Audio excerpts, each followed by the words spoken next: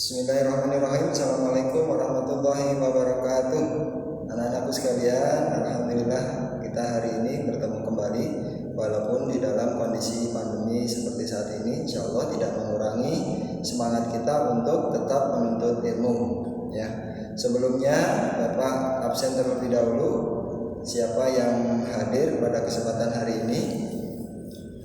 Ya, alhamdulillah. Kemudian untuk lebih kita maksimal di dalam menyerap ilmu, ya, jangan lupa kita untuk membaca doa terlebih dahulu. Bismillahirrahmanirrahim. Ya, kalian persiapkan diri masing-masing, ya, tempat duduk yang nyaman sehingga kita bisa mengikuti pelajaran dengan sebaik-baiknya. Baik ya, insyaallah semuanya sudah siap. Alhamdulillah ya. Oke, di materi kelas 8 kita kemarin sudah membahas tentang mobilitas sosial ya. Apa itu mobilitas sosial? Tentunya kalian masih ingat semua kan? Coba siapa yang masih ingat? Tolong sebutkan. Ya, Anto, apa yang kamu pahami tentang mobilitas sosial? Oke, bagus sekali ya. Anto masih ingat, alhamdulillah.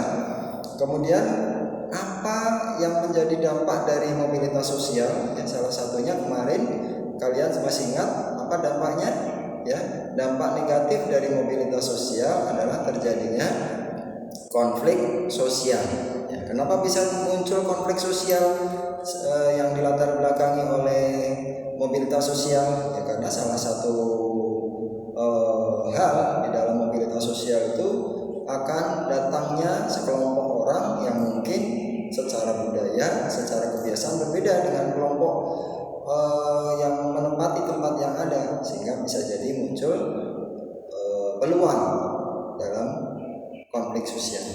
Ya. Nah, maka dari itu melatar belakangi kemarin, ya, kita hari ini kita akan membahas tentang materi konflik sosial. Ya. Siapa di antara anak-anakku sekalian yang pernah merasakan atau pernah melakukan konflik dengan orang lain? Ya, Radit, alhamdulillah ya, pernah konflik dengan orang lain. Ya, berantem. Oh, gara-gara apa tuh? Nah, gara-gara rebutan tempat duduk. Oh ya, berarti ada yang melatar belakangi karena ingin menguasai tempat duduk yang sama sehingga timbul konflik antara Radit dengan temannya. Ya, itu konflik sosial. Itu secara pribadi. Bisa juga konflik itu skalanya lebih luas. Ya, bisa antar kelompok, ya, antar masyarakat, antar wilayah, bahkan sampai antar negara yang dikenal dengan peperangan. Oke. Nah, tentunya konflik sosial ini kalau dibiarkan akan menimbulkan masalah yang besar. Maka kalau kita ingin menjadi manusia yang berguna atau mungkin yang bermanfaat, maka bagaimana semaksimal mungkin kita memanage konflik sosial ini menjadi sesuatu yang produktif. Tidak semua konflik sosial itu jelek ya. Ada konflik sosial yang bisa berdampak positif. Salah satunya mungkin dulu ada namanya tahun 98 itu ada masa reformasi ya, di mana ada konflik antar mahasiswa dengan pemerintahan yang saat itu menuntut presiden untuk mundur. Ya, nah ini ternyata membawa dampak positif terhadap keterbukaan di Indonesia. Jadi tidak semua konflik itu membawa dampak yang negatif. Nah, yang paling penting adalah bagaimana kita menangani ketika terjadi konflik-konflik yang ada. Oke ya, tujuan belajar kita pada hari ini ya, Bapak saya tuliskan di papan tulis. Yang pertama adalah Bapak mengharapkan ya siswa dapat menjelaskan apa itu arti konflik sosial. Yang kedua, siswa dapat mengidentifikasi faktor penyebab konflik sosial itu apa. Kemudian yang ketiga, siswa dapat menjelaskan dampak dari konflik sosial.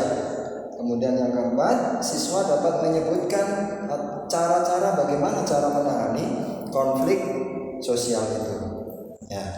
Nah, dari tujuan pembelajaran ini supaya belajar kita lebih nyaman, supaya kalian lebih tertantang untuk belajar kali ini, Bapak akan menerapkan belajar kali ini dengan belajar saintifik, pendekatan saintifik, dan menggunakan model pembelajaran berbasis masalah atau problem based learning ya, dimana metodenya nanti adalah dengan cara diskusi dan presentasi ya. Maka dari itu Bapak sudah persiapkan beberapa gambar ya.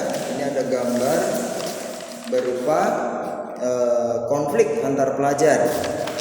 Kemudian ada lagi gambar, nah ini konflik yang terjadi di Papua ya, dari waktu yang belum lama ini ya. Dan yang ketiga ini adalah konflik yang terbaru, yakni konflik antara pekerja dengan pengusaha, yakni pengusaha, adanya rancangan undang-undang Omnibus Law. Oke, ada berbagai macam konflik yang akan Bapak sampaikan kepada kalian. Kalian amati gambar ini. Kemudian dari pengamatan itu kamu coba cari informasi ya, apa yang dapat muncul dari gambar itu. Nah, setelah itu kalian rumuskan satu pertanyaan dari berdasarkan gambar ini yang mengacu kepada tujuan pembelajaran ya. Apa yang menjadi pertanyaan di kalian ya. Maka dari itu dari semua kelompok kelas ini dibikin kelompok masing-masing 4 orang ya. Nanti akan setelah selesai soal kalian buat, kemudian diberikan kepada kelompok lain dan kelompok lain menjawab pertanyaan. Nanti akan Bapak arahkan pertanyaannya apakah sudah sesuai dengan tujuan belajar kita pada hari ini atau belum. Ya, ini Bapak bagikan ya. Ya. Oke. Nah, sekarang coba udah kamu rumuskan ini kelompok 1. Ya, kelompok 1. Ya. Oke ya, sudah rumuskan semua. Nah, kalau sudah pertanyaannya kasihkan ke kelompok lainnya. Oke. Nah, Bapak kasih waktu 40 menit kalian untuk mendiskusikan ya dalam kelompok kalian untuk menjawab pertanyaan dari kelompok teman lainnya tadi ya. Setelah kalian diskusikan, kalian analisa, kemudian nanti kalian rumuskan dalam sebuah laporan ya, dan nanti terakhir kalian mendapatkan jadwal presentasi masing-masing. Oke, ya. Ya. Oke, dalam diskusi ini yang Bapak nilai adalah keaktifan kalian ya, keikutsertaan kalian di dalam memberikan ide ya, dan kemauan kalian untuk memberikan kontribusi kepada kelompok kalian ya. Jadi jangan pasif ya, jangan hanya jadi peserta saja, harus memberikan kontribusi ya. Oke, sudah kumpulkan semuanya tugasnya ya. Kalau sudah, coba presentasi kelompok 1. Ya, bagus sekali ya. Kita berikan tepuk tangan, berikan applause kepada kelompok 1 yang telah memberikan presentasi yang baik. Oke ya, presentasi sudah selesai anak-anakku sekalian. Sekarang mari kita simpulkan materi yang barusan kalian diskusikan pada hari ini ya, bahwa apa sih yang dimaksud dengan konflik sosial ya. Kemudian apa yang faktor-faktor yang menyebabkan konflik sosial itu apa? Ya. Oke, jadi demikian kesimpulan materi kita pada hari ini ya. Kalian paham? Semoga menjadi perbaikan. Jadi tidak harus kita menjadikan konflik sosial ini menjadi sesuatu yang kita kendalikan. Ya, kadang kita harus mengalah, kadang kita harus memperjuangkan apa yang menjadi keinginan kita. Ya, prinsipnya jangan sampai kita memaksakan kehendak kita kepada orang lain. Ya, ya sudah.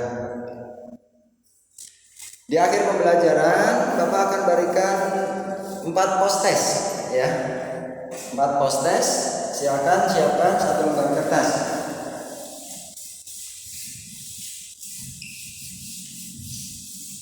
Ya. Oke. Bapak bacakan soalnya. Yang pertama, apa yang dimaksud dengan konflik sosial? Ya, langsung tulis jawabannya. 2. Apa yang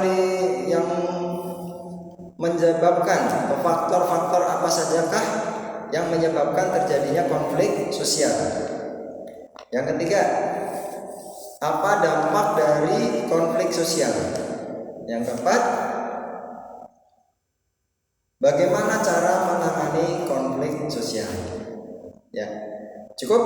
Ya, kumpulkan semuanya.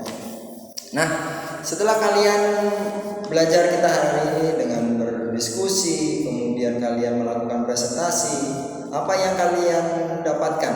Lebih senang belajar dengan metode seperti ini atau lebih senang dengan metode ceramah?